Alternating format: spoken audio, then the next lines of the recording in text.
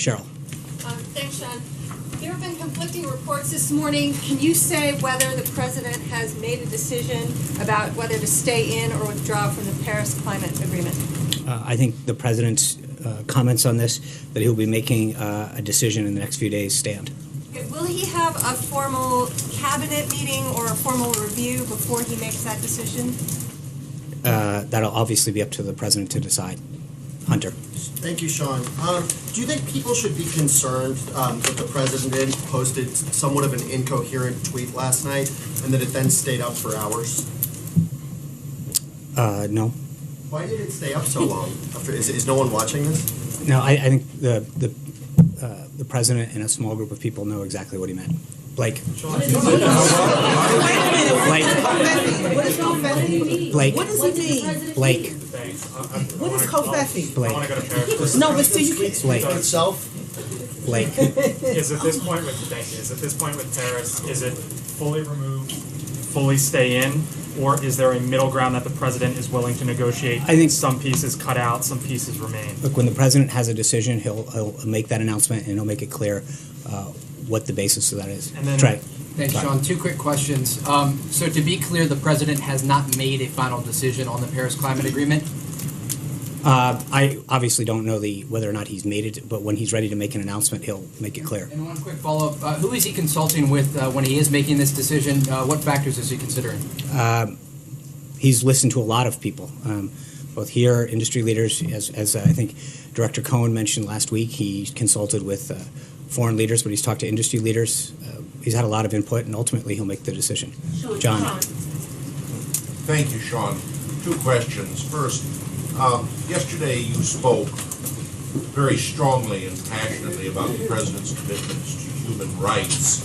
Will he bring up his own strong belief in human rights with the Prime Minister of Vietnam, particularly given the very negative reports on human rights from Human Rights Watch and the State Department?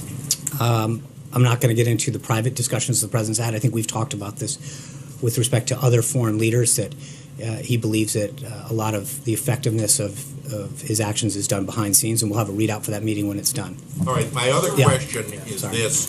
Yesterday you answered my question about the president and President Duterte of the Philippines and his war on drugs.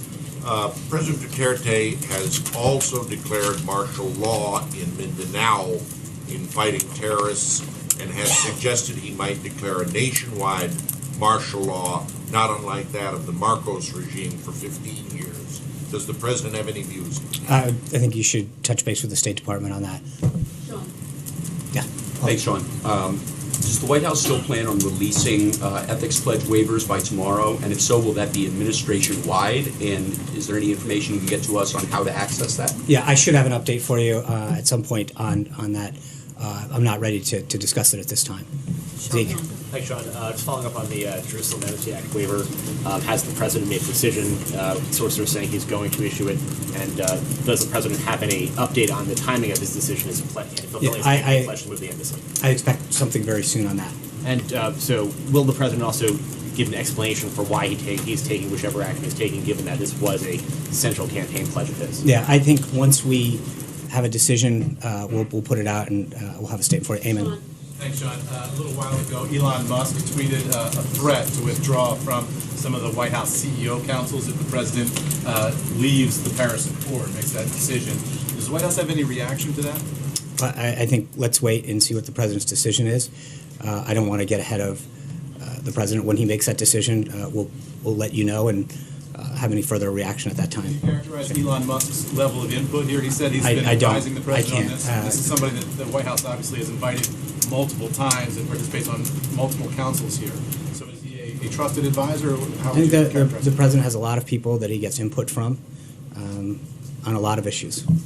Sean, yeah. CNN is reporting that James Comey will testify that the president pressured him to drop the Michael Flynn investigation. Did the president engage in obstruction of justice in repeated meetings with James Comey? Our job, we are focused on the president's agenda, and going forward, all questions on these matters will be referred to outside counsel Mark Kasowitz. Thanks, Sean. The president met with European leaders last week, obviously. Did those discussions from the German chancellor and others influence his decision-making on the Paris Climate Agreement? As I mentioned, the president has taken input from a lot of individuals to help formulate his decision-making, and when he's got that decision made, we'll make it clear. And a follow-up, please. There are several ways that the president could withdraw from the Paris Climate Agreement, the fastest of which is withdrawing from the UN Framework on Convention on Climate Change. Is that on the table? Again, I don't want to get ahead of what he may or may not do. When we have an announcement, we'll let you know. Matt. Thanks, Sean. I have a question about this Kathy Griffin incident. Obviously, her conduct has been widely condemned, and it's not a partisan thing to say joking about violence toward the president is unacceptable. But on that note, I wanted to ask about Ted Nugent, who joked multiple times about assassinating President Barack Obama, who said Hillary Clinton should be hanged. He was invited to the White House for dinner by President Trump. Do you believe that was appropriate? And if Trump is offended by this incident, why was he not bothered by all of Mr. Nugent's comments? With respect to Kathy Griffin, I think the president, the first lady, and the Secret Service have all made statements on that I'll let stand. No, but the discrepancy there, why was it okay for Mr. Nugent to make these comments? I'm not, to be honest with you, I'd have to look back and see what those statements were and what the reaction was at the time. Stuck on my machine. I understand that, but I'm not aware of what the reaction was at the time. I know that the statement with respect to Ms. Griffin was acknowledged by both the First Lady, the President, and the Secret Service. But Ted Nugent did say that, Sean. Francesca. Thank you, Sean. Thank you. Not to beat a dead horse here on the Paris Agreement, though. There have been several reports today that said the President is planning to pull out of the Paris Agreement. Are you saying that those reports are wrong, that he has not made a decision yet?